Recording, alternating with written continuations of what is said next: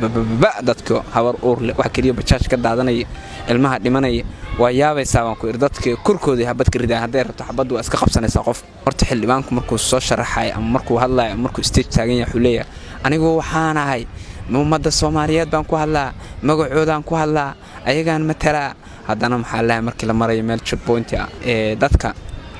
caqabadaha aan kala kulan waxa kamid ah in qofka uu macnaha ku liido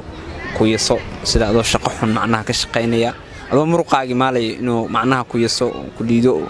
ku yiraahdo meeshaas ha lacag badan baa iga qaadaysaa iyo inuu macnaha lacagtiba kala goosto intuu ku yiraahdo meel hiblaaye meeshaas si rabaa meeshaas macnaha alaab ka qaadanayo yiraahdo meeshii labay adingo lagu la soo heshiiyay adinko gaarin meel kale macnaha inta ku yiraahdo alaab ka qaadana oo meesha inta ka galo meel kale ka dhaxbaxo oo ku gooyo saas ku gooyo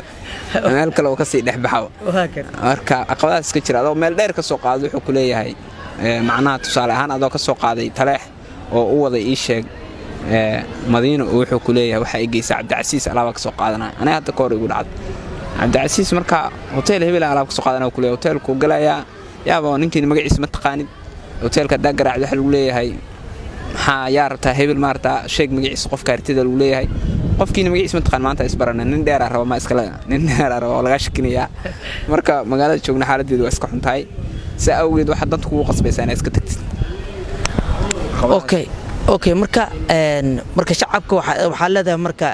iyo bajaati in wadooyinka ay dhalinyarada isku cariiriyaan oo isku dagaalaan sidoo kale shacabkii inay meel ku soo wataan oo haddana xaqii lagu lahaa aysan dhiibin oo kale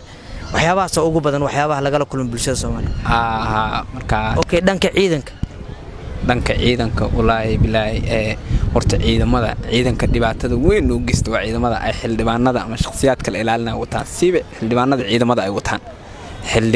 ciidamada ay wataan markay wadooyinka marayaan horta xildhibaanku markuu soo sharaxay ama markuu hadlayo markuu stage taagan yahay xuleeya anigu waxaan ahay ummadda Soomaaliyeed baan ku hadlaa magacoodaan ku hadlaa ayagaan matala haddana maxaa lahayn markii la marayo meel checkpoint ama markii la marayo meel jaamac inta soo degtaan ciidankooda ay dhashiikayaasha qoryaha habka noocyada kala duwan qori loo naxata ma jiro dadka habar uurle waxa kaliya bajaaj ka daadanaya ilmaha dhimanaya waa yaabaysaa waan ku dadka kurkoodii habad ka ridaan haday rabto xabad waa iska qabsanaysaa qof marka waxaan dhihi lahaa xildhibaanada sheegta maalin walba inay dhahaan shacabka Soomaaliyeed matalan shacabka Soomaaliyeed kursi ugu fadhiya afka shacabka ku hadla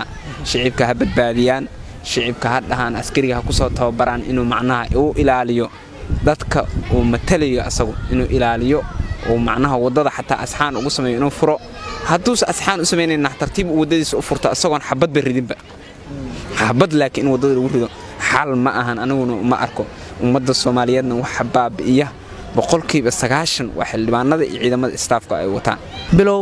midda ciidanka iyo staafida ay wataan dadka mas'uuliyiinta dawladda markaan ka soo tagno ma jirtaa qisadii waxyaabo naxdin leh oo ka soo maray inta bajaajka waday niyow qisadii igu naxdinta badnayd ee igu dhacday guuluxubay igu la dhacday abid igu dhacday igu naxdinta badnayd ee aan marna iri nolol doorbid ama sigeeri wallaahi habeenkaas waxaan doorbiday inaan dhinto intaan noolaan lahaa oo qisadaas aan goobjoog ahaan lahaa waxa dhacday nin ayaa waxaan ka soo qaaday meel la yiraahdo ceel qalow waxaan u waday Soobe ninku bajaajku saarnaa oo ila soo shiiyay lacag kula soo shiiyay bajaajkiigu saarnaa waxaan ireehay wuxuu yiri marka nin chat soo qaadanayo ilaa oo macnaha bargo ah markaas waxa uu sheegay hore ka aqbala soo baxnay saa u soo soconay jaama waxa ka soo galnay buulxuwe meel dhow horteena waxa taagan askar kuwa oo baaraya dadka mootooyinka iyo dadka saaran markaan u soo dhownahay checkpointiga aan u soo dhownahay oo halkaan oo kale uu askariga taagan yahay la gaarin barta askariga baaray aan la gaarin askari kale oo dhinacaan iga taagan yahay ninkii mootada ii saarnaa wuxuu la soo baxay wastoolad oo israacsaday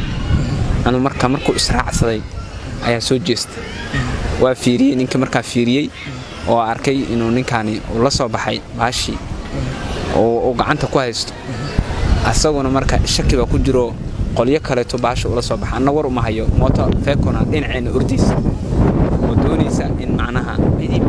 ayna baasto marna waa istaagaysaa marna waa baasaysaa booliskana way ka cabsanaysaa hadday orod wax isleedahay ama lagu qabtaa marna baasa marna asagana marka Mustafa kuntii ku shakiyay Mustafa darteed ayuu basoolada ula soo baxa laba nin baa saarneed mar nala simanta uu la soo baxa anigana qulubtaysi kala soo bedeshay waxa isir ninkaan dil rabaa argagax way ugu abuurmay ninkaan waa cunaya eriye intuu ninka dil laha saaxiib iga degdeh صح وادي isbadbaadi صح ay sahin mootada ka deg oo qayle صح ninkii waxa ay saaxiib jooji oo maxaa u daaban iraadii maxaa damacsan tahay markaas uu asaga laftigiisa xoogaa uga aamusan nimanku isku wardiinay ila hadal baa ma dhaqaaqay maxaa damacsan tahay asagoo ugu hay dhaqaaq waa gartay maxaa damacsan tahay waxa damacsan tahay faansi markaas uu yiri أنا حاول مدعسني horta naxdinta aan nahay markaas hadalka iga soo baxaya kama warqabo waa iska leeyahay maahane waa naxsanaha anigoo dhan dhiid baa iga socdaba aad ninka dil raba askariina oo cun raba ila tahay waaba niyeysta askari waa dilan yahay askari waa iska mahadsan yahay kor buu fiirinaya noo jeedo mootooyinku kor ka fiirinaya barshbiirigu saaran ana marka waxaan ireeyay warniyow maxaa tahay kaas yiri nigana deg baa irniyo ani qof hub wato waa ka cabsanaay هذا لا واو اسكو دردره كلا نوع عيري ما دام قف عسنيه اها نينكي وحو يري هي صاحب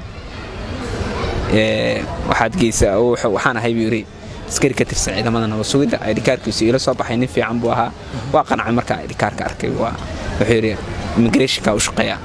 tartiib markii checkpoint-ga marnay checkpoint-ga markaas aan u fiiriyeen waa gudubin xalinta meesha u disna xalinta igu yaab ka badnayd intaas ah ugu naxdinta badnayd